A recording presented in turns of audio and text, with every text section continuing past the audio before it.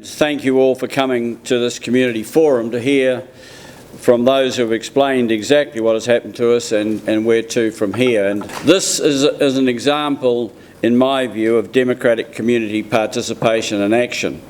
And it was my view that the community was yearning for this kind of meeting, to have a chance to hear what was happening and to have an input into it. Many of my colleagues, I must say, thought that you'd be too traumatised and stressed and even, dare I say it, frightened to come to an evening meeting in the middle of aftershocks and all the rest of it. It's also an opportunity to share as a community the trauma and the celebration, they seem odd things to go together, of what has and what hasn't happened to us over the last 10 days. Trauma because of the devastation, the shock, the anxiety and the stress, and celebration. I really believe that we should have one big city party to actually celebrate an extraordinary miracle. I would say that the people of New Zealand now hold in awe the people of Christchurch and Canterbury for the same qualities that they've shown over this period, and one more, which our rugby teams don't actually show that often, and that is compassion and concern for each other. And basically that has shone through, and it has been a remarkable experience to see it, to begin to engage with and encourage the whole community of Christchurch to feel part of the solution to what we face now. Because I think we all have to be involved, we all have to feel that our views are important and they're being listened to, and that we're getting action based on our needs and our aspirations, not somebody else's. We're going to have to determine the quality of life of the people of this city by the actions we take, and those actions are going to last for an awful long time.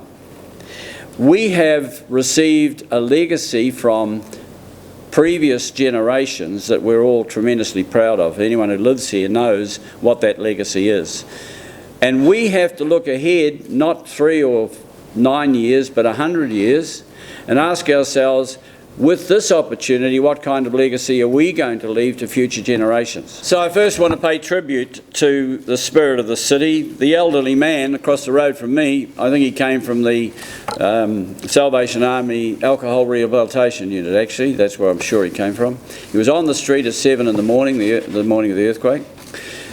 He wasn't sort of a kind of well-dressed person. He was out there cleaning up the glass, which was all over the footpath of the dairy on the corner of the Salmon Street village that fell over. The man from across the road, who she didn't know from bar of soap, but he knew that she was there and he knew that she wasn't well, and he went in and picked her up and carried her back to his house to look after her. The 150 university students cleaning up the overwhelming mess in the neighbourhood streets. I want to pay tribute also to the thousands of people who helped during this quake. The Mayor, the civil defence teams, the police, the firemen and women, the Red Cross and the thousands of volunteers.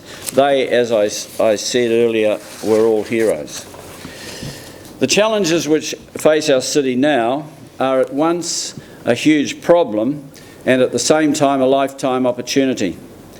We can rush in and risk getting the rebuild badly wrong, or we can engage with our whole community and bequeath a new heritage which will last for hundreds of years.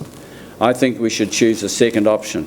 We must make sure that Christchurch is rebuilt by people who respect what Christchurch stands for. And I've called myself a people's mayor, and someone wrote to me and said, "Why did you do that? You're not the mayor." And I wrote back and said, "You must be the only one who thinks I am." But nevertheless, a people's mayor is just that, a mayor who puts people first. It's not a political left or right issue, it's simply an issue of priorities. We must look ahead, not just for 3 years, but for 100. In the end, this election will come down to who people trust. Trust that your vote will win you respect and a voice at the council table. I promise to be a custodian of our tradition and heritage. It's your tradition and heritage, really. I have to say I've only been here for 27 years, so I've got another 150 to go before I really get to be a Cantabrian. But I chose to live here, and I'll live the rest of my life here because I love it so much. We have in front of us both a sad and unique opportunity to rebuild Christchurch so that it is better than ever. We need to use our local knowledge, experience and expert professional architects, engineers, heritage and planning advisors to work cooperatively on a plan for our city. I understand that the Mayor has announced earlier today that a Wellington architect will lead the reconstruction. Now, don't blame the messenger, I just said. I am not in a position to judge the merits of that appointment, but I wish there could be some consultative processes in place so that such decisions can be made in a more considered and democratic way. These rushed and secretive decisions, because no one knew about it, and I've checked with councillors and they didn't know about it, so the council hasn't even voted on it, doesn't even know about it, just been announced on the steps somewhere or other by Bob. These rushed and secretive decisions often turn out to have very negative consequences, and the names of Henderson, Ellerslie and Sandcastles come to mind. So you know, if you can't learn by your past mistakes, you'll actually repeat them. And that has to be said now. I hear these decisions. We're in 5 days of an election, a new council, all the rest of it. Let's, for goodness sake, take a step back before we start committing ourselves to things that might involve us for the rest of our lifetime. We're asking the government to come to the party for the reconstruction of a 1 in 10,000 year event in Christchurch. And I will be making that very point to the government long and hard if I'm the Mayor of the city. The second thing is that I think the legislation surrounding and the role of the Earthquake Commission, and our good friend from the Earthquake Commission who could block his ears here for a minute, I think we have to revisit that legislation. Here we have a 1 in 10,000 year event. If ever there was a time for the Earthquake Commission to actually extend some extra support to a region, if ever that build-up of money, I think the fund is about $16 billion.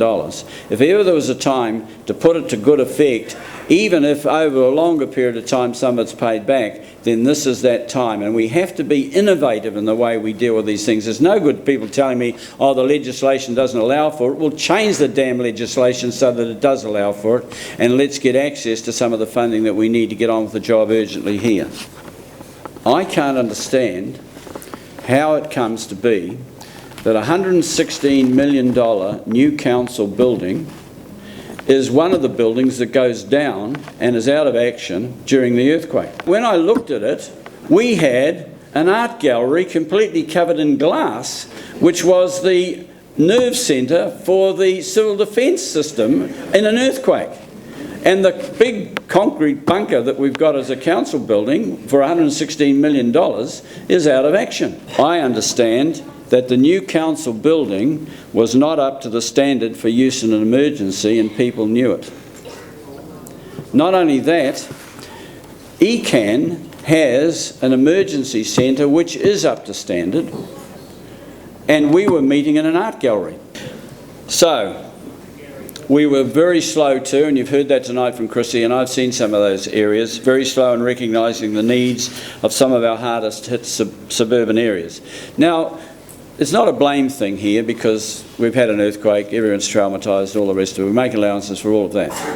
But for goodness sake, we're going to have to learn from this, because there were areas of the city that were left alone for a very long time while the cameras were burning right down in the centre of the city, which was hard hit, admittedly. But there were plenty of other places that were devastated, and they took a long time to get noticed. Thank you indeed again for coming.